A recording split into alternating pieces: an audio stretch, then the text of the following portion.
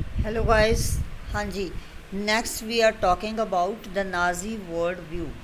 ठीक है बेटा, same chapter, chapter number 3 of history, Nazism and the rise of Hitler. ठीक है। नाजी वर्ल्ड ਕਿਹੋ ਜਿਹਾ ਸੀ, ਕੀ ਸੀ ਨਾਜ਼ੀ ਵਰਲਡ?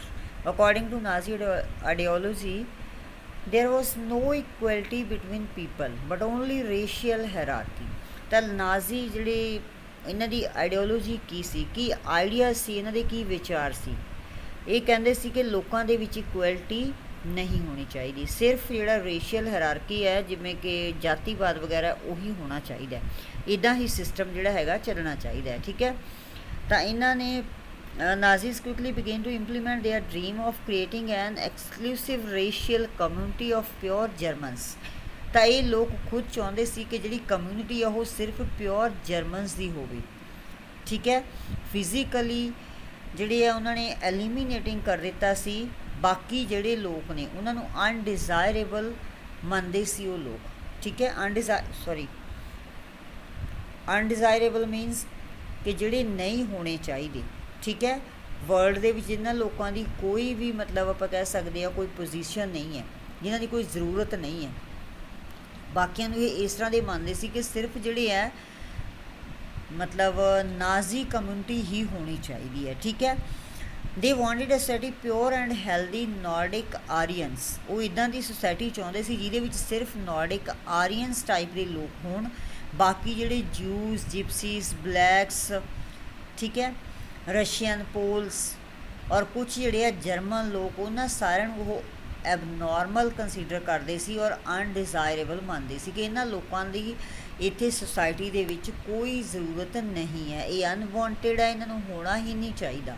ਠੀਕ ਹੈ। ਉਹ ਮਤਲਬ ਆਪਦੀ ਵੱਖਰੀ ਸੁਸਾਇਟੀ ਜਿਹੜੀ ਆ ਉਹ ਬਣਾਉਣਾ ਚਾਹੁੰਦੇ ਸੀ। The other aspect of Hitler's ideology related to the geopolitical concept of Lebensraum or living space. ਦੂਸਰਾ ਉਹਨਾਂ ਦਾ ਲਿਵਿੰਗ ਸਪੇਸ ਬਾਰੇ ਕੀ ਸੀ ਕਿ ਉਹ ਇਹ ਚਾਹੁੰਦੇ ਸੀ ਕਿ ਇਹਨਾਂ ਲੋਕਾਂ ਨੂੰ ਇਕੱਠੇ ਨਹੀਂ ਰਹਿਣਾ ਚਾਹੀਦਾ। ਠੀਕ ਹੈ। ਜਿਹੜੇ ਨਾਜ਼ੀ ਜਰਮਨੀ ਵਾਲੇ ਨੇ ਉਹਨਾਂ ਨੂੰ ਅਲੱਗ ਰਹਿਣਾ ਚਾਹੀਦਾ, ਉਹਨਾਂ ਦੇ ਆਸ-ਪਾਸ ਵੀ ਜਿਹੜੇ ਬਾਕੀ ਸਾਰੇ ਜੂਸ ਵਗੈਰਾ ਲੋਕ ਨੇ ਜਾਂ ਬਲੈਕਸ ਨੇ ਜਾਂ ਰਸ਼ੀਅਨਸ ਨੇ, ਇਹਨਾਂ ਕਿਸੇ ਨੂੰ ਵੀ ਉਸ ਸੁਸਾਇਟੀ ਦੇ ਵਿੱਚ ਨਹੀਂ ਰਹਿਣਾ ਚਾਹੀਦਾ। ਇਹਨਾਂ ਦੇ ਰਹਿਣ ਦੇ ਜਿਹੜੇ ਸਪੇਸ ਹੈ ਉਹ ਵੀ ਕਿਤੇ ਦੂਰ ਅਲੱਗ ਹੋਣੇ ਚਾਹੀਦੇ ਹੈ। Jews were the worst sufferers in Nazi Germany. Jews ਜਿਹੜੇ ਆ ਉਹਨਾਂ ਨੇ ਸਭ ਤੋਂ ਵੱਧ ਸਫਰ ਕੀਤਾ ਨਾਜ਼ੀ ਜਰਮਨੀ ਦੇ ਵਿੱਚ, ਇਹਨਾਂ ਨਾਲ ਸਭ ਤੋਂ ਜ਼ਿਆਦਾ ਭੇਦਭਾਵ ਕੀਤਾ ਜਾਂਦਾ ਸੀ। ਠੀਕ ਹੈ। Hitler ਬਿਲੀਵਡ in pseudo scientific theories of race which said that conversion was no solution to the Jewish problem। ਤਾਂ ਹਿਟਲਰ ਦਾ ਇਹ ਮੰਨਣਾ ਸੀ ਕਿ ਜੂਇਸ਼ ਦੀ ਜਿਹੜੀ ਵੀ ਪ੍ਰੋਬਲਮ ਹੈ ਉਹਦਾ ਇੱਥੇ ਕੋਈ ਸੋਲਿਊਸ਼ਨ ਨਹੀਂ ਹੈ। ਠੀਕ ਹੈ। ਉਹ ਚਾਹੁੰਦਾ ਸੀ ਕਿ ਇਹਨਾਂ ਨੂੰ ਬਿਲਕੁਲ ਟੋਟਲੀ ਬਾਕੀ ਸਾਰਿਆਂ ਤੋਂ ਵੱਖ ਰਹਿਣਾ ਚਾਹੀਦਾ ਹੈ, ਇਹਨਾਂ ਨਾਲ ਹਰ ਚੀਜ਼ ਜਿਹੜੀ ਇਹਨਾਂ ਦੀ ਵੱਖ ਹੋਣੀ ਚਾਹੀਦੀ ਹੈ, ਇਹਨਾਂ ਦਾ ਦੂਸਰਿਆਂ ਨਾਲ ਕੋਈ ਮੁਕਾਬਲਾ ਨਹੀਂ ਹੈ। ਠੀਕ ਹੈ। ਇਸ ਤਰ੍ਹਾਂ ਦੀ ਸੋਚ ਉਹ ਰੱਖਦਾ ਸੀ। 1933 ਤੋਂ ਲੈ ਕੇ 1938 ਤੱਕ the Nazis terrorised, pauperised and segregated the Jews, compelling them to leave the country.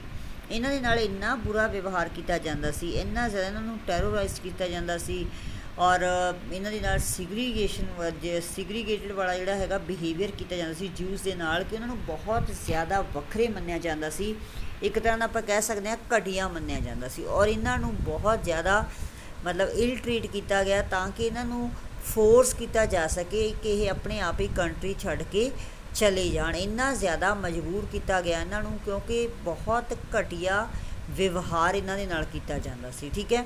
ਤਾਂ ਨੈਕਸਟ ਜਿਹੜਾ ਹੈਗਾ 1939 ਤੋਂ ਲੈ ਕੇ 1945 ਤੱਕ ਦਾ ਟਾਈਮ ਹੈ ਜਿਹੜਾ, ਉਸ ਟਾਈਮ ਦੇ ਵਿੱਚ ਜਿਹੜੇ ਆ ਕੁਝ ਕਨਸਨਟਰੇਟਿੰਗ ਏਰੀਆਜ਼ ਇਹਨਾਂ ਵਾਸਤੇ ਬਣਾ ਦਿੱਤੇ ਗਏ ਸੀ, ਜਿੱਥੇ ਕਿ ਕਿਲਿੰਗ ਮਾਈਨ ਗੈਸ ਚੈਂਬਰ ਜਿਹੜਾ ਹੈਗਾ ਪੋਲੈਂਡ ਦੇ ਵਿੱਚ, ਉੱਥੇ ਇਹਨਾਂ ਲੋਕਾਂ ਨੂੰ ਉਹ ਕਿਲ ਕਰ ਦਿੰਦਾ ਸੀ, ਮਾਰ ਦਿੰਦਾ ਸੀ। ਮਤਲਬ ਇੱਦਾਂ ਦੇ ਕੁਛ ਏਰੀਆ, ਸਪੈਸ਼ਲ ਏਰੀਆਜ਼ ਬਣਾ ਦਿੱਤੇ ਗਏ ਜਿੱਥੇ ਇੱਦਾਂ ਦੇ ਅਨਡਿਜ਼ਾਇਰੇਬਲ ਲੋਕ ਜਿਹੜੇ ਸੀ ਉਹਨਾਂ ਨੂੰ ਮਾਰ ਦਿੱਤਾ ਜਾਂਦਾ ਸੀ। ਕਿਤੇ ਗੈਸ ਵਗੈਰਾ ਦੇ ਨਾਲ ਇੱਦਾਂ ਦੇ ਵੱਖਰੇ ਵੱਖਰੇ ਤਰੀਕੇ ਆਪਾਂ ਪਹਿਲਾਂ ਵੀ ਡਿਸਕਸ ਕਰ ਚੁੱਕੇ ਹਾਂ, ਅਲੱਗ-ਅਲੱਗ ਤਰੀਕਿਆਂ ਦੇ ਨਾਲ ਇਹਨਾਂ ਲੋਕਾਂ ਨੂੰ ਉਹ ਮਾਰ ਦਿੰਦਾ ਸੀ ਕਿ ਇਹਨਾਂ ਦਾ ਸਮਾਜ ਦੇ ਵਿੱਚ ਕੋਈ ਥਾਂ ਨਹੀਂ ਹੈ, ਨਾ ਇਹਨਾਂ ਦੀ ਕੋਈ ਲੋੜ ਹੈ, ਇਸ ਕਰਕੇ ਇਹਨਾਂ ਨੂੰ ਇੱਥੇ ਰਹਿਣਾ ਹੀ ਨਹੀਂ ਚਾਹੀਦਾ, ਇਹਨਾਂ ਨੂੰ ਜਿਉਂਦੇ ਰਹਿਣ ਦਾ ਕੋਈ ਹੱਕ ਹੀ ਨਹੀਂ ਹੈ।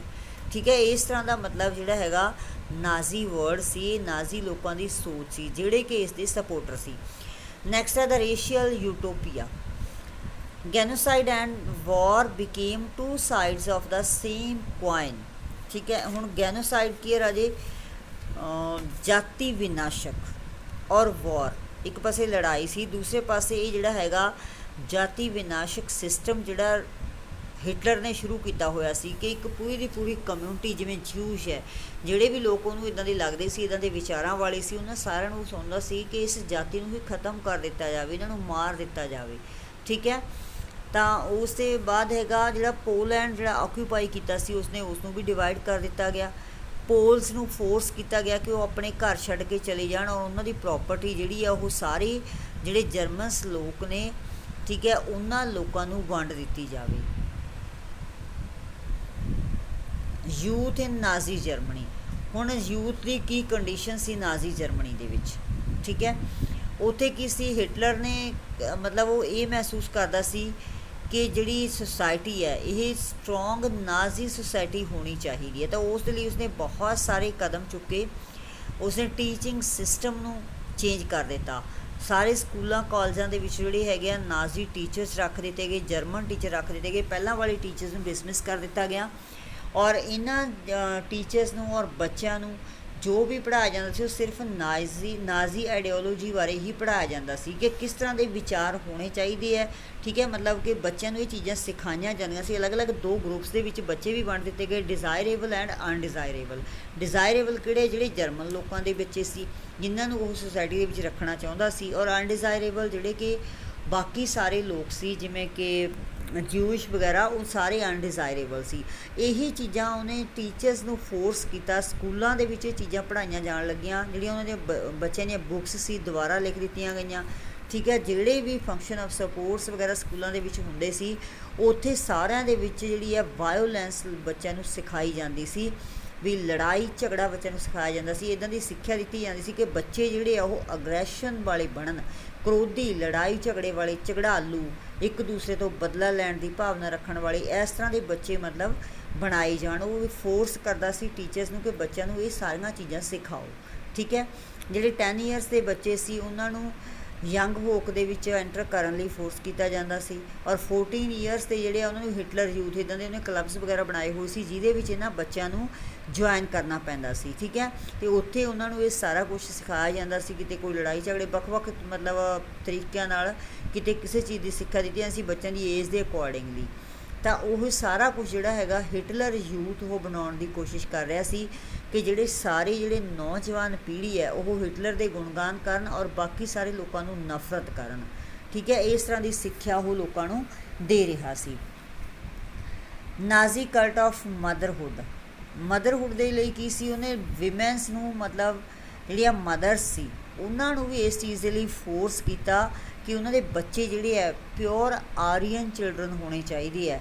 ਠੀਕ ਹੈ, ਉਹਨਾਂ ਨੂੰ ਮਤਲਬ ਮਦਰਸ ਨੂੰ ਵੀ ਰਿਸਪੋਂਸੀਬਿਲਿਟੀ ਦਿੱਤੀ ਕਿ ਇੱਕ ਮਾਂ ਵੀ ਬੱਚੇ ਨੂੰ ਇਹ ਸਾਰਾ ਕੁਝ ਸਿਖਾਏਗੀ। ਉਹ ਸਿਰਫ ਨਾਜ਼ੀਵਾਦ ਨੂੰ ਫੋਲੋ ਕਰਨਗੇ, ਹੋਰ ਕੋਈ ਵੀ ਸਿੱਖਿਆ ਜਿਹੜੀਆਂ ਮਦਰਸ ਨੇ ਆਪਣੇ ਬੱਚਿਆਂ ਨੂੰ ਨਹੀਂ ਦੇਣਗੀਆਂ। ਉਹ ਇਹਨਾਂ ਨੂੰ ਇਸ ਚੀਜ਼ ਦੇ ਲਈ ਇਨਕਰੇਜ ਕਰਨਗੀਆਂ ਕਿ ਜਿਹੜੇ ਬੱਚੇ ਨੇ ਉਹ ਇੱਦਾਂ ਦੇ ਬਣਨ।